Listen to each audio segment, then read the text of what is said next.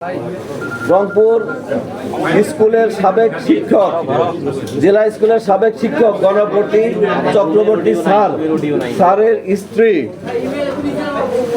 স্ত্রীর নাম প্রীতিলতা চক্রবর্তী ওরফে ভোলা, স্যারের মেয়ে প্রার্থী চক্রবর্তী এবং 12 বছর বয়সী নিষ্পাপ শিশু প্রিয়ম, এই 4 জনের একটা নির্মম হত্যাকাণ্ড। আজকে আপনাকে আমি বলতে পারি, আমার ছোট সন্তানটার বয়সী এই প্রিয়ম আমি আবেগে আপ্লুত হয়ে যাই।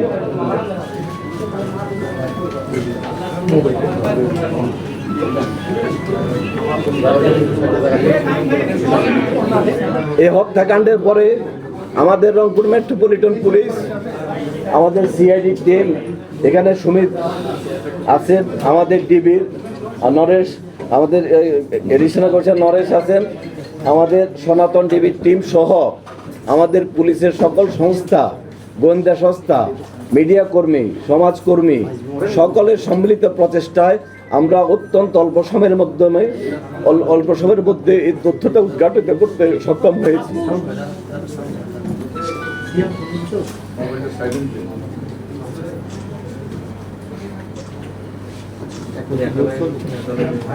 এখানে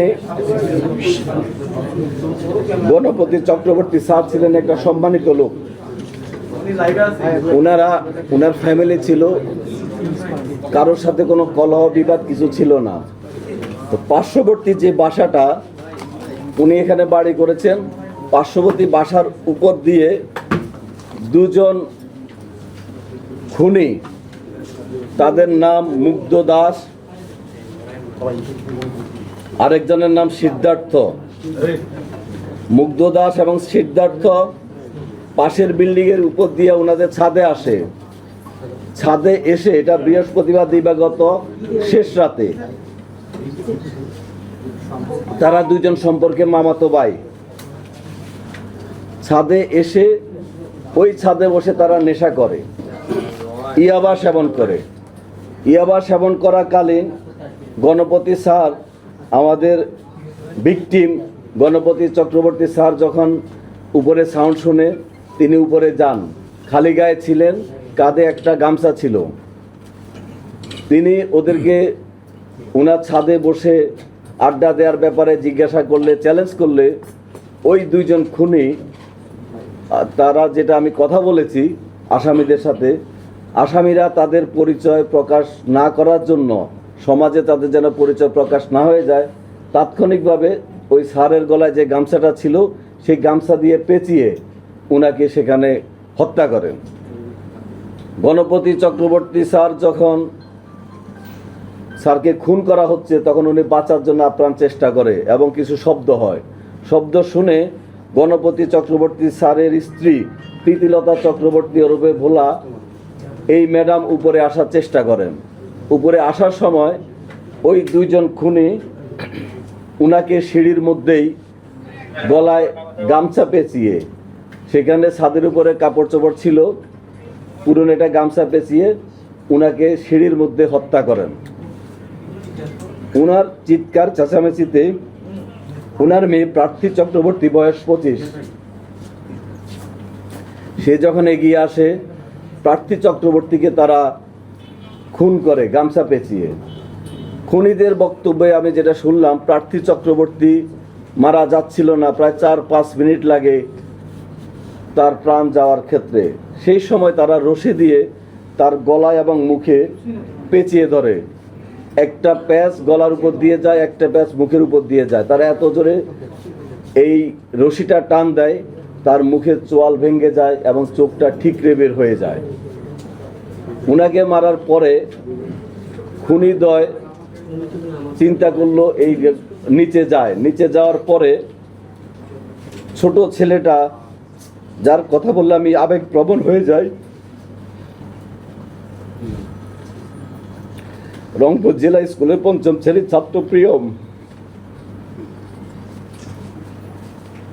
আমার ছেলের বয়সী, সেই প্রিয়মকে তারা গলায় কাপড় পেঁচিয়ে হত্যা করে এবং এক পর্যায়ে একটা বালিশ চাপা দিয়ে হত্যা করে। হত্যা করার পরে সকাল হয়ে যায়। এরপরে তারা ওই বাসায় ছোট ছেলেটা যে রুমে ছিল সেই রুমের বাথরুমে গোসল করে। প্রথমে সিদ্ধার্থ গোসল করে, সিদ্ধার্থ বের হওয়ার পরে মুগ্ধ গোসল করে। গোসল করার পরে তাদের ডাইনিং টেবিলে বসে তারা খেজুর খায়। সেখানে একটা বইমে খেজুর ছিল। খেজুর খাওয়ার পরে তাদের কাছে একটা পিস ইয়াবা ছিল। সেই ইয়াবা তাদের ডাইনিং টেবিলে বসে সেবন করে এবং ইয়াবার আলামত আমরা পেয়েছি। ইয়াবা সেবনের পরে সকাল হয়ে যায়, জুমার দিন ছিল। তারা অপেক্ষা করতে থাকে বাইরে লোকজন যেন কমে যায়। যখন জুমার নামাজের সময় হয় তখন তারা মুসল্লিরা নামাজে ব্যস্ত ছিল, রাস্তাঘাট ফাঁকা ছিল। দুইজন বাসার থেকে বের হয়ে সাথে লুট করে নিয়ে যায়।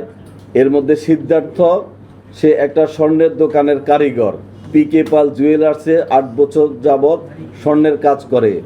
কাজে সে কোনটা স্বর্ণ কোনটা ইমিটেশন সে চিনে এবং একটা চুড়ি সে আগুন দিয়ে পরীক্ষা করে। আমরা যখন কালকে আলামতটা পেলাম যে একটা চুড়িকে স্বর্ণের চুড়ি কিনা পরীক্ষা করার জন্য আগুন দিয়ে টেস্ট করা হয়েছিল, তখন আমরা অনুমান করেছিলাম স্বর্ণের কাজে অভিজ্ঞ হয়তো কেউ থাকতে পারে।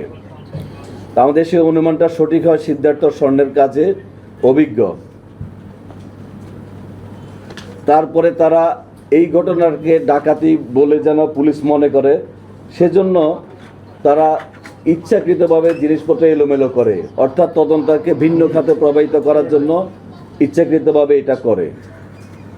দুপুরের দিকে তারা এখান থেকে বের হয়ে যায়। বের হয়ে যাওয়ার আগে সেই বাসায় 2টা ফোন ছিল। ফোনগুলো তারা ডিটারজেন্ট দিয়ে বালতিতে ভিজিয়ে রাখে, ফোনে যেন কোনো ফিঙ্গারপ্রিন্ট না থাকে।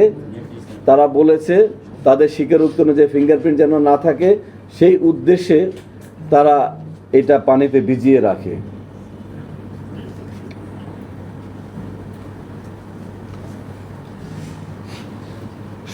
বৃহস্পতিবার দিবাগত রাত্রে, অর্থাৎ শুক্রবার ভোর রাত থেকে শুরু হয়ে এই ঘটনাটা তারা সারাদিন ঘটায়। তারপরে তারা যাওয়ার সময় এই যে আমরা কিছু স্বর্ণ অলংকার ওদের দেখানো মতো উদ্ধার করেছি, এগুলো তারা নিয়ে যায়। নিয়ে ওরা মন্দিরের পিছনে একটা পরিত্যক্ত বাড়ির পরিত্যক্ত জায়গায় সেখানে রেখে দেয়। তাদের দেখানো মতে আজকে এই আলামতগুলা জব্দ করা হয়। মুগ্ধের মামাতো ভাইয়ের ছেলে সিদ্ধার্থ, অর্থাৎ তারা দুইজনে আত্মীয়। আর এই ঘটনা ঘটানোর আগে তারা একটা বাসায় বসে ইয়াবা সেবন করে, সেটা হলো সীমান্তের বাসায়। সীমান্ত খুনের সাথে ছিল না, কিন্তু সীমান্তের বাসায় তারা বসে ইয়াবা সেবন করে। ইয়াবা সেবন করার পরে তারা এই বাসার ছাদে এসে সেবন করে। মুগ্ধ সিটি বাজারে মাছের দোকানে কাজ করে, রামনাথের মাছের দোকানে। মুগ্ধের বাসার সামনে খুশি ওরফে প্রশান্ত নামক ইয়াবা ব্যবসায়ীর নাম পাওয়া গেছে, যে ইয়াবা ব্যবসা করে এবং তার থেকে ইয়াবা কিনে নেয়। প্রতি পিস 350 টাকা ধরে তারা ইয়াবা কিনে। এবং যে বিল্ডিংটার উপর দিয়ে তারা ওখানে যাওয়া আসা করে, সে বিল্ডিং হলো দেবুদের বিল্ডিংয়ের উপর দিয়ে যাওয়া আসা করে। দেবুদের বিল্ডিং, পাশের বিল্ডিংটা। গণপতি স্যারের বিল্ডিংয়ের ছাদে বসে তারা এভাবে নেশা করে।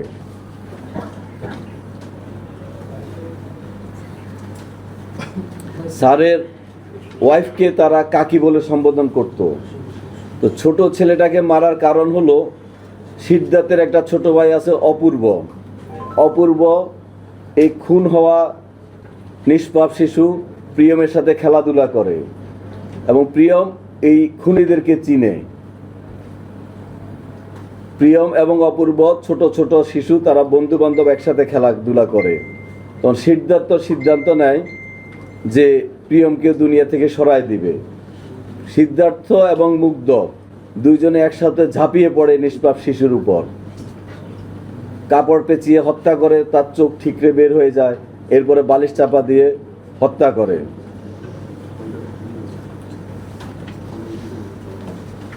তারপরে আমি যেটা আগে বলেছি, তারা খুনের পরে গোসল করে ওখানে বসে খেজুর খায়, ওখানে বসে ইয়াবা খায়। তারপরে যখন দুপুরের দিকে ফাঁকা হয়ে যায়, পাশের বিল্ডিংয়ের ছাদ দিয়ে লাফ দিয়ে বসে তারা চলে যায়। এর আগে ওরা ওখানে চেয়ারে বসে রেস্ট নেয়। আমরা যারা আমাদের এই কাজে সহযোগিতা করেছেন, এই ব্যাপারে মামলা রুজু হয়েছে। কোতোয়ালি থানার মামলা নম্বর 43 ধারা 302-34 দণ্ডবিধি। মামলাটা সঠিক তদন্তের মাধ্যমে, সুষ্ঠু তদন্তের মাধ্যমে আমরা যেন অতি দ্রুত আমাদের পুলিশের যে করণীয় অংশটুকু চার্জশিট দাখিল করতে পারি এবং প্রকৃত আসামি তাদের যেন বিচারের আওতায় আনতে পারি, আমরা সে চেষ্টা করে যাব ইনশাল্লাহ। আর এই দ্রুততম সময়ের মধ্যে মামলার তথ্য উদ্ঘাটন, আসামি গ্রেপ্তারে প্রত্যক্ষ পরোক্ষভাবে যারা আমাদেরকে সহযোগিতা করেছেন, তথ্য দিয়েছেন, সাপোর্ট দিয়েছেন, আপনাদের সবাইকে আমি এই মিডিয়ার মাধ্যমে শেষ করুক, তারপরে আমরা মিডিয়ার মাধ্যমে ধন্যবাদ জানাচ্ছি। মামলার বাদী আমি মাত্র জাস্ট মামলা নম্বরটা ফোন করে ওসি সাহেবকে নিয়েছিলাম। মামলা ওসি আছেন নাকি মামলা বাদীকে? আচ্ছা, আমরা এটা আপনাদেরকে জানাচ্ছি, যেহেতু এই জিনিসটা আমরা একটা খুব ডিলেমার মধ্যে ছিলাম, এটা কি খুন নাকি ডাকাতি।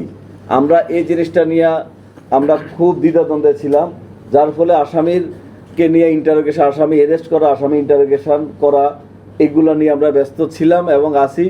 আমি আপনাদের মাধ্যমে আমাদের এই দক্ষ টিমকে ধন্যবাদ জানাতে চাই, যারা রংপুর মেট্রোপলিটন পুলিশে একটা টিম ওয়ার্কের মাধ্যমে রংপুর মেট্রোপলিটন পুলিশকে জনগণের সেবক হিসেবে উপস্থাপন করতে পারছে।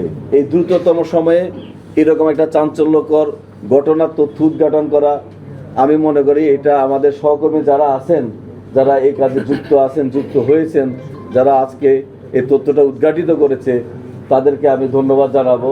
আপনাদের মাধ্যমে আমি ধন্যবাদ জানাই এবং আমি আপনাদের মাধ্যমে অনুরোধ করব, আগে আমি রংপুরে জয়েন করার পরে আপনাদের সাথে কথা বলেছি, মাদক এই রংপুরতে এটা অনেক বড় সমস্যা। আমি খুব চেষ্টা করে যাচ্ছি, আমাদের সহকর্মীরা চেষ্টা করে যাচ্ছেন, বাট মাদক নির্মূলের ক্ষেত্রে আমাদের সকলকে হেল্প করতে হবে, সমাজের সবাইকে যার যার অবস্থান থেকে হেল্প করতে হবে। এই যে 1 পিস 2 পিস ইয়াবা বিক্রি হয়, বাসায় বসে সেবন করে অনেকে, হয়তো এটা আমাদেরকে না জানালে আমরা জানতেও পারি না। তো আমরা এই যে আলামতগুলো আপনারা দেখছেন, আর আমরা যদি দরকার হয় 2 দিন পরে আবার আমরা আপনাদেরকে আমাদের তদন্তের অগ্রগতি আমরা জানাবো।